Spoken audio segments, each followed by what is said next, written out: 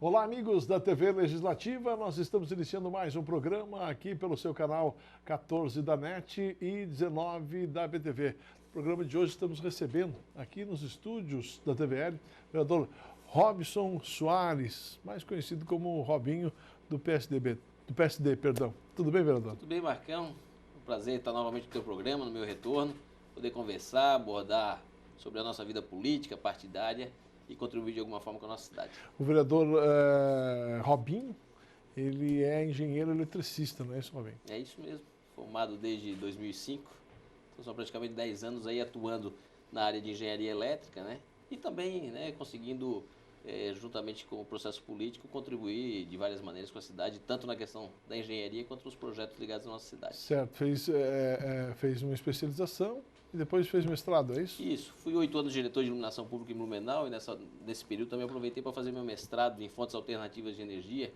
especificamente energia solar, e também me profissionalizei na situação específica de eficientização energética, que é um tema bastante abrangente, em voga hoje, que naturalmente provoca a redução de custos, isso é extremamente importante, principalmente no poder público.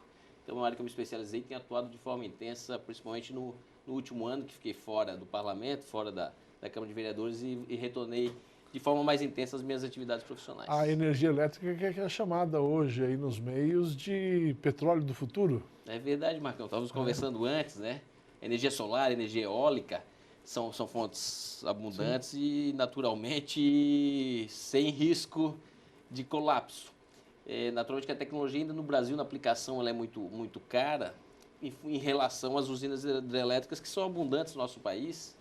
Mas naturalmente são o futuro, são o petróleo, o próximo petróleo, a próxima grande fonte de renda das grandes empresas do setor energético. E tenho certeza ainda teremos muitos projetos no Brasil e também na nossa cidade para que dentro desse setor a gente possa contribuir também com essa questão. E o Brasil está preparado para isso, vereador? Ou vai demorar muito? O Brasil precisa, né? Mesmo a passos lentos, como tem sido. Eu estava comentando contigo, né? Na Áustria ou na Europa, ela foi forçada porque são outras situações ambientais, climáticas, hídricas, que forçam os governos europeus a atuar em fontes alternativas, inclusive não só energia solar e eólica, pela movimentação das marés, tantas outras fontes desenvolvidas naquele continente. Mas o Brasil, por ter muita abundância hídrica e condições de fazer as usinas elétricas, e hoje mais intensamente as PCHs, tem atuado nisso por serem mais baratas, apesar do grande impacto ambiental que provocam. Mas é o futuro, não tenho dúvida, vai ser mais intenso, dentro da condição do Brasil de realizar seus projetos. Esses projetos são importantes a participação do governo, o incentivo do governo, por serem muito caros, realmente precisa do incentivo do BNDES e de outros órgãos governamentais para poder fomentar o desenvolvimento dessa tecnologia no Brasil. Porque eu entendo que nós somos obrigados a baixar o preço da nossa energia elétrica, que está muito caro. Né? Ainda mais com a seca no Sudeste, você acaba botando em operação as usinas termoelétricas que têm um custo de operação muito maior, né? Além de utilizar um combustível fóssil extremamente danoso ao meio ambiente, seja na produção de energia, seja na extração do carvão. Então, a entrada em operação das usinas termoelétricas provoca um aumento gigantesco do custo de energia. E quem paga a conta sempre é o cidadão, né? Sempre é o cidadão, sempre é o povo, é o contribuinte que acaba pagando essa conta. E é o que está acontecendo, todo mundo sente na sua conta de energia, em recebê-la mensalmente, os custos que são enormes, diferentemente do que foi propagado aí nos processos políticos do ano passado, mas realmente, mais uma vez, é o cidadão que está pagando a conta. É verdade. Vereador Robinho, o senhor esteve fora da Câmara de Vereadores atendendo uma determinação legal da Justiça e agora está retornando. Eu gostaria de saber qual o seu posicionamento, né, de estar fora, né, e agora essa determinação da própria Justiça que você deveria voltar à cadeira de vereador. Naturalmente que são praticamente 2 anos perdidos, né? 2 anos, 1 ano que eu fiquei fora, mas o primeiro ano sem conhecer de forma direta o processo, ou por estar envolvido num furacão e não conseguir debatê-lo da forma adequada, principalmente com a sociedade blumenauense, Marcão. Mas eu retorno de cabeça erguida, coração reenergizado, pronto para enfrentar todas as dificuldades, para utilizar esses 2 anos para recuperar tudo aquilo que construímos ao longo de 20 anos, né? Porque isso não caiu do céu, ser vereador, né? Foram anos e anos de dedicação, de tentativa, de luta para poder chegar nesse parlamento, nessa casa e poder trabalhar em benefício da nossa cidade. Então, volto realmente preparado para enfrentar todos esses desafios, para estar de mãos dadas junto com a sociedade blumenauense, apresentando projetos, estando presente, conhecendo as demandas nesse um ano aprendi muito sobre isso, Marcão, né? Você tem que estar presente na sociedade, conhecendo os problemas. Eu sempre dou o exemplo da rua Itapuí, é uma rua curta, mas no início dela as necessidades são muitas ao longo de toda a rua Itapuí, mas no início a prioridade é uma e no final é outra. E se você não estiver presente conhecendo as dificuldades, você não vai poder, não vai tomar a ação correta como agente público. Então, isso é a minha maior missão. E quanto ao processo, foi importante no sentido de esclarecer a sociedade, porque o tempo perdido a gente não resgata, né, Marcão? Mas o processo Tapete Negro tem 11 denúncias, 7 na área criminal e 4 na civil. Certo. Vários motivos, de probidade administrativa, enfim. Eu não estou em nenhuma delas, Marcão. Ou seja, de todos os investigados, eu tive meu sigilo bancário, telefônico, completamente verificado e analisado. Eu não estou envolvido, nem citado em nenhuma delas. E fui colocado nesse caldeirão, nesse furacão do Tapete Negro, que não tem absolutamente nada a ver. Das 30 mil horas de gravação do Tapete Negro, 2 horas foram utilizadas para o processo eleitoral. Então, a chance de defesa também me foi tirada, porque só foi selecionado aquilo que interessava a acusação. E é isso que aconteceu em Brasília, o retorno, inclusive com parecer do Ministério Público Federal. Eu gosto de citar isso porque o órgão de acusação era o Ministério Público Estadual. Então, em Brasília, o órgão que deveria reforçar a acusação é o órgão superior, que é o Ministério Público Federal. Certo. E o parecer do Ministério Público Federal de 9 páginas é meu benefício, minha defesa. Então, o órgão que deveria reforçar a acusação fez o processo de defesa e é por isso que eu voltei realmente de cabeça erguida, de coração reenergizado, volto a falar, para trabalhar muito, me dedicar muito para a nossa cidade. Bom, você retornou, aí teve que sair de novo justamente para organizar a tua vida, né? É verdade, Marcão. Como o retorno também não estava previsto, não acreditava que saísse de forma acelerada nesse ano, eu estava tocando minhas atividades como engenheiro, no setor elétrico, eficientização energética, fontes alternativas, e precisei, naturalmente, não consegui retornar na mesma sequência que a Justiça me permitiu. Então, fiquei os 60 primeiros dias fora, de maneira a readequar minha vida profissional e partidária e política, né? Então, consegui, agora 30 dias, aproximadamente 30 dias, retornei. Agora, de forma dividida, conseguido conciliar a minha vida profissional com a minha carreira política, que eu tenho certeza, eu tenho esse dever e essa missão, principalmente pelos 4.514 votos que confiaram, acreditaram, as pessoas que continuavam acreditando, usando força e energia para retornar e superar todas essas dificuldades. Vereador Robinho, o senhor apresentou um projeto de lei que acabou sendo aprovado aqui no Parlamento, que trata aí das doulas aqui na cidade de Blumenau. As doulas, elas são senhoras que acabam acompanhando aí a gestante até o parto e um pouquinho depois do parto também. Eu gostaria que o senhor falasse um pouquinho sobre esse seu projeto de lei que acabou sendo aprovado aqui na cidade de Blumenau e hoje é um dos projetos de maior destaque a nível nacional também. É verdade, Marcão, um projeto importante que acabou sendo aprovado depois da minha ausência. Eu já tinha saído, ficou o ano que eu fiquei fora, foi aprovado. Teve a contribuição do projeto do vereador Mário, com algumas emendas. Mas o projeto trata da humanização do parto, tão discutido na Unesco, na ONU, incentiva a humanização do parto, essa relação mãe-filho, essa relação... E a doula, ela se encaixa nesse sentido, de possibilitar a mãe que tenha uma relação mais intensa na hora do parto, para que possa realmente tratar na questão da humanização. Foi referência nacional, passou em jornais a nível nacional, na Fátima Bernardes. Blumenau foi a cidade realmente, a primeira cidade, uma das primeiras cidades a implantar. Hoje já foi copiado em várias outras cidades. Inclusive, teve semana retrasada um seminário nacional em Florianópolis, promovido pela Assembleia Legislativa, para debater esse tema. Então, Blumenau, mais uma vez, com o apoio da nossa cidade, da Câmara de Vereadores, foi prioritária, foi dedicada a um tema que é tão importante no cenário mundial, né? E por isso que atingiu essa repercussão no cenário local e no cenário nacional, e eu tenho certeza que é um projeto importante. E essa abordagem é importante, né, Marcão? Porque a Câmara de Vereadores acaba tratando e traçando muitos projetos e às vezes não é de conhecimento da comunidade. E a imprensa tem contribuído decisivamente para o conhecimento da população local sobre esse projeto. E não são só senhoras, né, Marcão? Por exemplo, pega a Fabiana Gripa, que é do handebol, também é doula voluntária, então também atrela a questão do voluntariado nessa questão, que é importante. Então tenho certeza que é um avanço bastante grande na humanização do parto, na relação da mãe com o filho, com a filha. É extremamente importante nesse momento tão difícil para a mulher. Né? Na prática, o que diz essa sua lei? A lei obriga os hospitais a aceitarem a participação da doula no processo não de gestação, no projeto de nascimento do filho. Porque alguns hospitais não tinham essa regulamentação, não existia essa liberação, então existiam dificuldades técnicas de fazer a liberação. Então, com o nosso projeto de lei, nós não só obrigamos os hospitais, as entidades a aceitarem a participação da doula, como regulamentamos as questões da doula. quais são as qualificações, o que é necessário para ser uma doula e para que o hospital possa aceitar a participação dessa profissional. Tá certo. Vereador, o senhor aí tem, assim que retornou, assumindo a tribuna, acabou aí mostrando seu ponto de vista sobre assuntos que de certa forma, tornaram-se polêmicos nos últimos tempos aqui na cidade de Blumenau. Um deles é com relação ao aumento do número de vereadores aqui na cidade de Blumenau. O senhor deixou bem claro o seu posicionamento. Eu quero saber dele no próximo bloco, pode ser? Pode, claro. Nós vamos ao breve intervalo e daqui a pouquinho a gente retorna conversando com o vereador Robinho. É um minuto só, a gente já volta.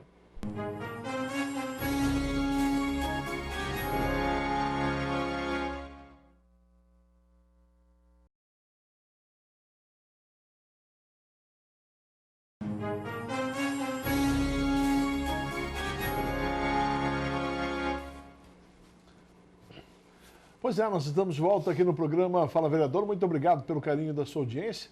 Este programa tem por objetivo discutir e debater assuntos de envolvimento da nossa comunidade com os nossos parlamentares. Para você que não acompanhou o bloco passado, nós estamos recebendo aqui nos estúdios da TV Legislativa o vereador Robinson Soares, mais conhecido como Robinho, do PSD. Vereador, falávamos no bloco passado aí sobre as doulas, sobre alguns projetos que o senhor acabou apresentando aqui no parlamento. Mas eu quero falar também de alguns posicionamentos que o senhor tem tomado na tribuna da Câmara e tem procurado deixar bem claro qual é o posicionamento do vereador Robinho. Um deles, com relação aí ao aumento do número de vereadores. Qual é o seu posicionamento? Esse é um tema delicado, né, Marcão? E tomou conta de boa parte desse ano nos debates, da participação da sociedade. Mais uma vez eu volto ao tema que citei no bloco anterior, que é ouvir as demandas da sociedade. Discutir e debater com a cidade, conhecer as necessidades e prioridades. E dentro desse aspecto, não tenho a menor dúvida em afirmar que dentro da composição e do cenário político atual, eu sou contra o aumento do número de vereadores. Existia no Congresso Nacional a tentativa de promover reformas eleitorais que mudariam o sistema, mudariam as formas. Se houvesse ocorrido a alteração para o voto distrital, para quem está em casa entender, a cidade seria dividida em distritos e cada distrito teria a opção de eleger um único vereador. Então, o vereador seria representante daquela região e não de toda a cidade. Uhum. Nessa composição, em função do tamanho da cidade, eu entendo que seria fundamental o aumento do número de vereadores para poder atender a grande demanda. Mas no cenário atual, na forma atual, como é o cenário político, como é a composição, como são as coligações, e atendendo ao apelo e às conversas, naturalmente, que tive com a comunidade, com a sociedade, ouvindo os debates, principalmente através das rádios da nossa cidade, eu não tenho a menor dúvida de afirmar que nessa condição eu sou contrário ao aumento do número de vereadores. Vereador, aumentar o número não aumentaria a representatividade? Certamente. É por isso que na questão do distrito eu sou favorável, porque daí você dividiria a cidade. Vamos fazer um cálculo rápido, se fosse 200 mil eleitores e 20 vereadores, cada 10 mil eleitores teria um vereador. Então seria um número adequado para poder atender, para estar presente, conhecendo as dificuldades. Naturalmente que mesmo na mesma composição, no cenário atual, aumentaria a representatividade. Mas volto a dizer, a demanda da sociedade, os interesses da sociedade devem estar acima disso. E a sociedade que entende que não deve haver uma maior representação, entende que o cenário atual tá certo dessa maneira, e tem a questão dos custos, que também é sempre mal debatida, né? Na verdade, se você lembrar, até 2012, cada vereador tinha 7 assessores. Mas não pagava aluguel, não tinha as questões ligadas à nova sede. Com a criação da nova sede e da nova situação das instalações da Câmara Municipal de Vereadores, cada vereador tem 4 assessores, ou seja, o aumento do número de vereadores não acarretaria diretamente o aumento de custos, porque você teria que readequar toda a situação da Câmara. Certamente os vereadores perderiam o número de assessores, algumas situações teriam que ser cortadas para poder atender essa nova demanda. Mas volto a dizer, a representatividade, quanto maior, tenho certeza que é melhor. Mas a sociedade entende que não deve aumentá-la. Se a sociedade assim entende, eu também tenho que, como representante da sociedade, poder ouvir, debater, tentar esclarecer dentro da medida do possível e encaminhar aqui dessa maneira. Certo. Vereador, o senhor também tem se posicionado com relação aí, ao pagamento de aluguel por parte da Câmara de Vereadores desde o seu começo, né? O senhor é contra o pagamento de aluguel? Isso sim é um tema que eu acho que vale a briga, vale a luta, né? O aumento de representatividade sempre é importante. Agora, o tema do aluguel é um custo desnecessário para a Câmara de Vereadores, é um custo necessário para a cidade, para o povo, porque quem sempre arca com tudo é o contribuinte, é o cidadão, né? Naturalmente que o aluguel pago na Câmara, é importante frisar que é um contrato anterior a essa legislatura, de 2012 ainda. O presidente é o vice-prefeito atual, então era outra composição. Não foi essa atual legislatura que fez a locação. Mas nós estamos discutindo internamente, o presidente Mário, tenho certeza que tem o interesse em acabar com o aluguel, em encontrar uma sede própria, porque se for pagar aluguel, que paguem por uma sede própria. Sou totalmente contrário, não só esse, há outros custos que vieram com toda essa situação da nova sede e que eu tenho certeza que a gente vai tentar encontrar ao longo do restante desse ano a solução para esse impasse, que isso sim, o aumento desse custo é ruim para a cidade, é ruim para todos nós. Um outro tema que o senhor tem abordado abertamente na tribuna da Câmara é com relação aí à redução da maioridade penal. E o senhor tem posicionado favorável, né, essa redução. Você acha que vai resolver os problemas que nós temos nesse sentido, vereador? Não que vai resolver. Eu defendi a aprovação como foi feita dos crimes hediondos. Então, quem acima de 16 anos cometeu crime hediondo, estupro, roubo seguido de morte, latrocínio, são crimes de alto teor, não só nocivo à sociedade, mas como de impacto social, dentro dessa condição eu sou favorável. Eu entendo que o jovem de 16 a 18 anos, aliás, todos nós devemos ser responsabilizados por aquilo que temos conhecimento dos nossos atos. E o Código Penal, quando foi criado na década de 40, Marcão, naquela época, se entendia que o jovem de 16 a 18 não tinha condições de distinguir o bem do mal, o certo do errado, o lícito do ilícito. E é diferente da condição hoje, né? O cenário atual político, econômico, cultural, o acesso à informação, à internet, é impossível você afirmar que um jovem de 16 anos não tenha conhecimento que um crime desse porte, do latrocínio, do roubo, o seguido de morte, do sequestro, seja um crime tão grave para a sociedade que não tenha que ser punido. Naturalmente que foi aprovado também que ele seja conduzido ao presídio não junto com os adultos, né? Isso é importante nesse cenário. Mas a ressocialização, nesse caso, é muito difícil. Agora, a grande verdade é que isso não vai punir o filho do trabalhador. Um jovem que é fruto das condições sociais do Brasil, ele não vai cometer um latrocínio. Ele pode cometer um roubo, um pequeno roubo, furtar um tênis, furtar um supermercado.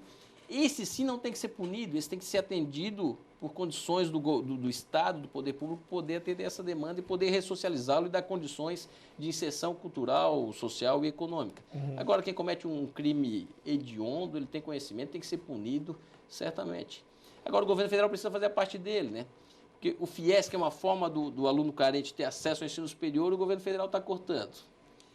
O Pronatec, a minha vida começou no ensino técnico. Então, o acesso ao ensino técnico, o governo federal está cortando. O PNPE, Plano Nacional do Primeiro Emprego do governo federal, também foi extinto pelo governo federal. Então, como é que o governo federal está acabando também com as chances de ressocialização ou de inserção dos jovens carentes? E a gente tem que lutar por isso. Agora, os crimes hediondos têm que ser punidos, não é só isso. São outras várias situações que têm que estar atreladas para resolver toda essa situação. Você acredita que os menores hoje estão sendo utilizados ou eles fazem realmente sabendo o que vai acarretar? Esse é um ponto interessante, Marcão, porque no caso do tráfico de drogas, eles são utilizados. Eles são realmente utilizados porque não serão punidos, né? E isso ficou fora. Então, dentro dos crimes hediondos, o tráfico de drogas foi excluído dessa condição. Então, o jovem que foi utilizado pelas milícias, foi utilizado pelos grandes traficantes, ele não será tratado como crime hediondo e não estará sendo preso e processado como adulto. Então, somente para os crimes hediondos. Então, que estão fora, né, do tráfico de droga, do pequeno roubo, que eu volto a dizer, que é fruto da sociedade, da questão social que ele está inserido, esse jovem que seria utilizado de alguma forma não estaria. Agora, dos crimes hediondos, eu não tenho a menor dúvida que tem sim que ser... É um delinquente. De difícil ressocialização e tem que pagar pelos seus atos. Não tenho a menor dúvida disso. Vereador Robinho, o senhor tem acompanhado de perto aí o trabalho do secretário de Saúde do Estado de Santa Catarina, João Paulo Kleinberg. Inclusive, na semana passada, ele esteve aqui em Blumenau, entregando equipamentos aí às secretarias municipais de saúde da região e conversando também com algumas entidades. E o senhor fez questão de acompanhar e está acompanhando de perto este trabalho. Você acredita que por ele ser de Blumenau, por ter morado aqui na cidade de Blumenau, você acha que a saúde de Blumenau vai avançar tendo o secretário estadual de saúde? Realmente, o ex-prefeito, o deputado federal e o secretário de saúde do estado, João Paulo Claudemir, tem me surpreendido positivamente, né? Em apenas 6 meses, ele conseguiu ter um domínio completo e um conhecimento completo de todo o sistema de saúde do estado de Santa Catarina, que é bastante complexo. A gente já sabe que os problemas municipais são muitos, imagina a nível de estado. E ele tem surpreendido não só a mim, a todos, né? Ele conquistou o respeito e o coração de todos os gestores públicos ligados ao sistema de saúde, de todos os partidos, pela dedicação, pela proatividade e pela forma diuturna com que trata os problemas daquela secretaria. Então ele tem contribuído, ele teve a nossa cidade entregando 63 computadores, né? Um dos atos entregando 63 computadores para o sistema de regulação. E hoje a gente fala tanto de transparência. Sim. Então o sistema de regulação vai permitir, com 63 computadores e a infraestrutura ligados a esse sistema, a transparência completa das filas de espera e mais do que isso, vai poder padronizar e garantir que o andamento seja da forma correta. E com isso ele também entende, o nosso ex-prefeito João Paulo, que vai poder sanar esse problema. E a meta de saída dele da secretaria é extinguir a fila dos procedimentos de média complexidade. As dificuldades são muitas do sistema de saúde, mas eu tenho certeza que de média complexidade ele vai conseguir cumprir a meta. Ele tem se dedicado a Blumenau, estivemos na APAI também. A APAI, todo mundo conhece o trabalho e a dedicação daquelas pessoas, né, por nossa cidade, principalmente nas questões ligadas aos deficientes. E eu tenho certeza que ele vai também encontrar soluções. No governo dele, no governo João Paulo, além do repasse do SUS, ele também fazia repasses mensais à APAI para manter aquela instituição, repasses que atualmente não são feitos da mesma maneira, mas que ele também vai procurar encontrar, através da Secretaria de Estado, solução para esse problema. Então ele tem se dedicado, tenho certeza que vai contribuir com o Estado, mas principalmente com a nossa cidade, com a nossa região, porque foi prefeito 8 anos, conhece como ninguém as necessidades, as dificuldades, e tenho certeza fará de forma intensa essa ajuda ao nosso município. Vereador Robinho, para a gente encerrar, o senhor apresentou aí o projeto de lei que institui o Júlio Laranja aqui na cidade de Blumenau. O que é o Júlio Laranja? Tanta semana, tanto mês de cor, né, Marcão? Cor. Mas isso foi numa conversa com a Defesa Civil, acompanhando o simulado que ocorreu recentemente, e o simulado é extremamente importante, né? Sim. Porque não só o corpo técnico da cidade tem que estar preparado para enfrentar as dificuldades de catástrofes naturais, mas também o cidadão tem que estar preparado. Então, na conversa com a Defesa Civil, há um pedido do diretor da Defesa Civil essa semana para que seja incluído, para que esses simulados e todas as ações realizadas pela Defesa Civil no sentido de qualificação técnica e também de qualificação e preparação da população, seja sincronizado, seja numa programação oficial. Então, essa condição de criar o mês laranja é as cores da Defesa Civil e dentro desse aspecto, de poder organizar e saber de que anualmente nós teremos garantido, por legislação, a execução de atividades que tenham esse objetivo, de qualificar e preparar a nossa cidade para enfrentar os desafios. E a ideia é pegar o mês de julho como um todo. Isso, por orientação deles, que já é o mês que tem as questões ligadas à Defesa Civil, e esse é o principal objetivo, atendendo a essa demanda.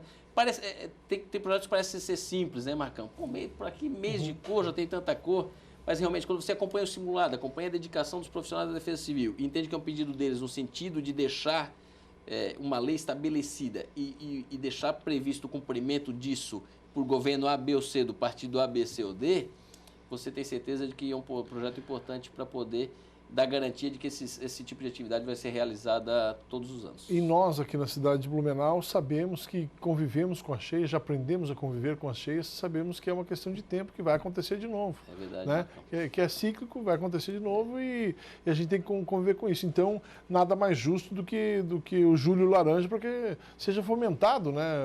E você vê que esse simulado também não teve relação com a enchente, por causa das últimas catástrofes que foram os deslizamentos dos morros. Então, a cidade está bem preparada para as enchentes. Tem que começar uma nova preparação técnica para os deslizamentos, que é o que aconteceu na última grande catástrofe de 2008. E o simulado foi basicamente focado nisso. Então, o corpo técnico da cidade acaba se preparando para as enchentes, que apesar de sempre existirem, tu precisa estar qualificando e já preparando para esse novo desastre que aconteceu na cidade em 2008, que é extremamente importante estar preparado para isso. Vereador Robinho, muito obrigado pela sua presença aqui no nosso programa. Espero contar com o senhor em outras oportunidades também. Marcão, eu que agradeço a oportunidade. Queria deixar o meu gabinete, o nosso gabinete, aberto e à disposição de toda a população. É o gabinete 15. O telefone é 3231-1516. Eu tenho certeza que estou aqui para servir e ajudar e quero poder colaborar com a nossa cidade. Sucesso. Obrigado. Vereador Robinho foi o entrevistado de hoje aqui no Fala Vereador. Fala que volta na semana que vem, conversando com outro parlamentar blumenauense. Um abraço a todos. Até lá.